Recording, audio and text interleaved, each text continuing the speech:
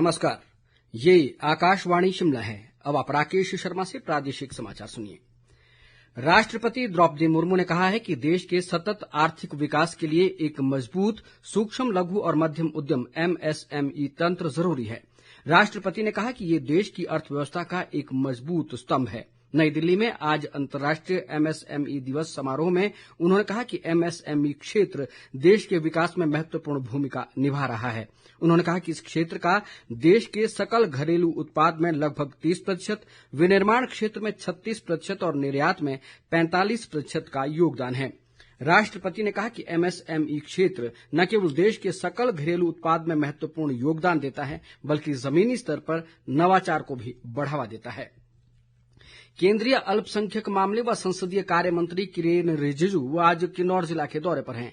उन्होंने पूह और ग्याबुंग में विभिन्न विकास परियोजनाओं की आधारशिला रखी। केंद्रीय मंत्री का आज लाहौल स्पीति जाने का भी कार्यक्रम है। इससे पूर्व कल शाम कल्पा पहुंचने पर उनका जिला प्रशासन सहित भाजपा कार्यकर्ताओं द्वारा भव्य स्वागत किया गया। उन्होंने लोगों की समस्याएं सुनी और प्रशासनिक अधिकारियों से केंद्र सरकार द्वारा किए जा रहे विकास कार्यों को लेकर भी चर्चा की।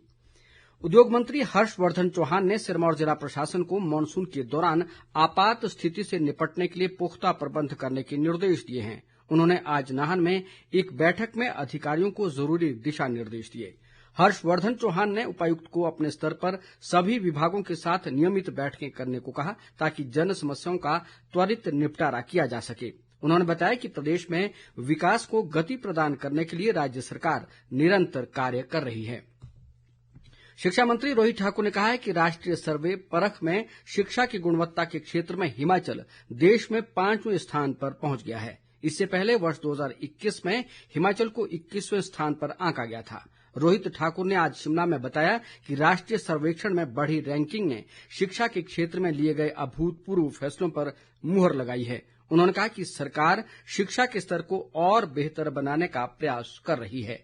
वर्तमान सरकार को चरमराई हुई आर्थिकी मिली थी। अगर हम शिक्षा क्षेत्र की बात करें, वो भी व्यवस्था मिलती जुलती थी। एक बहुत बड़ी चुनौती थी, चैलेंज था, लेकिन निश्चित रूप में माननीय मुख्यमंत्री जी के आशीर्वाद से अपने समस्त हमारे अपने विभाग के हमारे अधिकारी, कर्मचारी, हमारे सभी जो हमारे टीचर्स है, नॉन टीचिंग स्टाफ है, सबके सहयोग से जो हमने चुनौती स्वीकार की थी, बहुत से हमने फैसले लिए, कठोर फैसले भी लिए और मन में यही बात थी कि हम अवश्य वर्तमान में कठोर फैसले ले रहे हैं, लेकिन आने वाले समय में अच्छा प्रभाव पड़ेगा। मात्र ही 1.5-2 वर्षों के अंदर इसके परिणाम आने प्रारंभ होंगे। कांग्रेस के राष्ट्रीय प्रवक्ता व विधायक कुलदीप सिंह राठौर ने प्रदेश में अवैध खनन व वन कटान पर चिंता जताई है। उन्होंने आज शिमला में एक पत्रकार सम्मेलन में कहा कि इसी के चलते प्राकृतिक आपदाओं से हर वर्ष प्रदेश को बड़ी क्षति हो रही है। उन्होंने कहा कि बीते दिनों कुल्लू में बहकर आई लकड़ियां अवैध वन कटान का प्रमाण है, जिस पर संज्ञान लेकर तुरंत कार्रवाई करने की जरूरत है। कुलदीप राठौर ने इस दिशा में गंभीरता दिखाते हुए अवैध खनन व वन कटान पर रोक लगाने के लिए ठोस कदम उठाने की मांग की है। प्रदेश में बादल फटने की घटनाओं में 15 घर क्षतिग्रस्त हुए हैं और 2 राष्ट्रीय उच्च मार्गों को भी नुकसान पहुंचा है। धर्मशाला के मनूणी खड्ड में बाढ़ आने से बहे 8 श्रमिकों में से 5 के शव बरामद कर लिए गए हैं, जबकि 3 लोग अभी भी लापता बताए जा रहे हैं। इस बीच शिमला सहित प्रदेश के अधिकतर भागों में आज बादल छाए हैं और कुछ स्थानों पर हल्की वर्षा भी हुई है। मौसम विभाग ने आज और कल बारिश का येलो अलर्ट, जबकि 29 जून को भारी बारिश का ऑरेंज अलर्ट जारी किया है। ऐसे में प्रशासन ने लोगों से नदी नालों के समीप न जाने की अपील की है। राज्य महिला आयोग की नवनियुक्त अध्यक्ष विद्या नेगी ने कहा है कि बीते 2.5 साल से लगभग 1500 मामले आयोग में लंबित पड़े हैं, जिन्हें पूरा करना उनकी प्रमुख प्राथमिकता रहेगी। शिमला में अपना पदभार संभालने के बाद उन्होंने कहा कि सभी मामले निपटाने के लिए दोगुनी गति से काम किया जाएगा। विद्या नेगी ने कहा कि उत्पीड़न की शिकार महिलाओं के लिए उचित काउंसलिंग की व्यवस्था को और बेहतर किया जाएगा। उन्होंने कहा कि महिलाएं राजनीतिक, सामाजिक और आर्थिक तौर पर सशक्त बने, ये आयोग का मुख्य मकसद रहेगा।